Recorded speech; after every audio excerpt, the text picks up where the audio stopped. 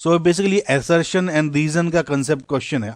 Assertion A दिया हुआ है, energy of 2s orbital of hydrogen atom is greater than that of 2s orbital of lithium.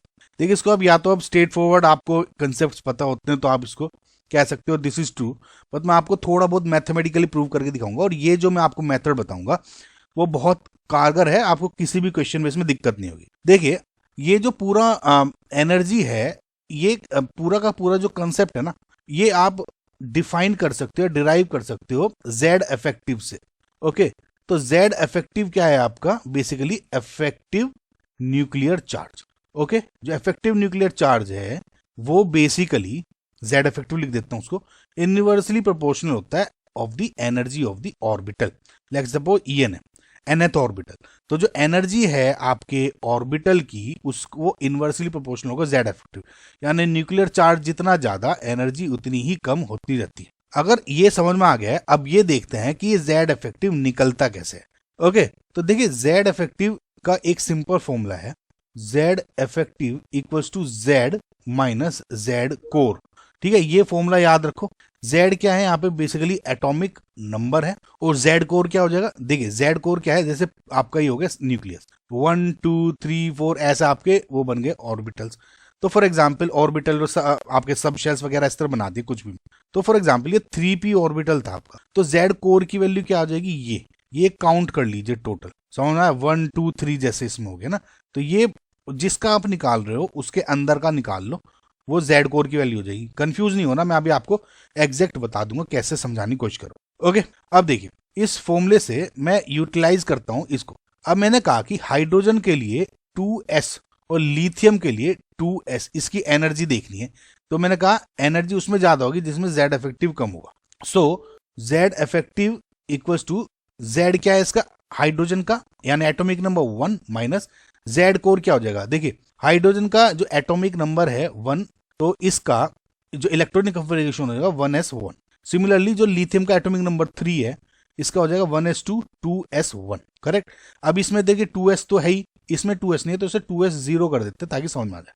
ठीक है, अब इसमें क्या करना है, मैंने आपको क्या कहा था, माइनस जेड कोर क्या हो जाएगा, जिसका आपको निकालना है, इसका निकालना उसके अंदर जितने भी इलेक्ट्रॉन्स है, ठीक है, यानी ये वाला कितने इलेक्ट्रॉन है, एक है ना बस, तो 1 - 1 यानी 0। सिमिलरली इसमें कैसे निकालोगे, जेड इफेक्टिव एटॉमिक नंबर यानी 3 माइनस कितने इलेक्ट्रॉन्स हो गए, इसका 2s का निकालना था ना, तो 2s को छोड़ के जितने भी आपके इसके अंदर है, यहाँ 2 इलेक्ट्रॉन्स हैं तो यानी 2। ओके, तो इसका क्या हो गया 2 यानी 1। अगर सपोज आप फॉर एग्जांपल ऐसे electronic configuration 1s2 2s2 2p3 suppose ऐसे, और मुझे 2p का निकालना है, तो उस केस में जो जेड कोर की क्या वैल्यू हो जाएगी, ये 2 + 2 यानी 4, तो जितने भी ओवरऑल इलेक्ट्रॉन। करेक्ट गाइज, समझ में आया। तो अब इससे क्या हो गया, मुझे ये समझ में आ गया कि जो जेड इफेक्टिव है of hydrogen is less than Z effective of lithium. तो मतलब ई जो एनर्जी होगी of orbital of 2s of hydrogen is greater than energy of 2s orbital of lithium, hence proved. समझ में आया गाइस आपको, या तो आप लाइन याद रख लो या ऐसे प्रूव कर सकते हो, और ये मेथड बहुत जरूरी है। ओके, सो दूसरा हो गया, ये तो करेक्ट हो गया। Again energy of orbital in the same subshell decrease with increase in atomic number, और ये भी आप ऐसे प्रूव कर सकते हो। देखिए इन्होंने कहा कि सेम सबशेल की बात जब मैं करता हूं, तो जैसे जैसे एटॉमिक नंबर बढ़ेगा तो उससे क्या होगा, एनर्जी डिक्रीज होती है। क्यों, अब देखिए, अब ये देख लीजिए, जब मैं कहता हूं कि मेरा जेड कोर यानी कि जो जेड इफेक्टिव है वो इक्वल्स टू हो गया जेड माइनस जेड कोर यानी नंबर ऑफ इलेक्ट्रॉन्स। अगर मैं ये कह रहा हूं कि मुझे सिर्फ 2s इलेक्ट्रॉन्स के बारे में चाहिए, ठीक है, तो अब देखिए ये 2s इलेक्ट्रॉन तो सभी में लगभग सेम ही रहेंगे, 1 2 3 जो मैक्सिमम। तो फॉर एग्जाम्पल ये सेम नंबर है, ये let just say this is x। ठीक है, अगर मैं एटॉमिक नंबर यहाँ पे 1 है, ठीक है, 2 है, 3 है, तो ये जो डिफरेंस है 1 - x 2 - 3 यानी ये क्या होगा, इंक्रीज होता जा रहा है। लेट जस्ट से कि x को मैं एक नंबर देता हूँ 1, तो 1 - 1 2 - 1 3 - 1 4 - 1, तो क्या हो रहा है आपका जेड इफेक्टिव, जैसे जैसे एटॉमिक नंबर बढ़ रहा है इंक्रीज हो रहा है।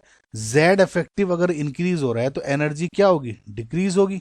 Okay, so energy of orbital same shawl decrease with the increase in atomic number, this is also true. और क्या हो गया, हैंस जो आपका जो ऑप्शन नंबर ए है यानी both A and B are true and R is the correct explanation of A is correct. I hope guys आपको समझ में आएगा.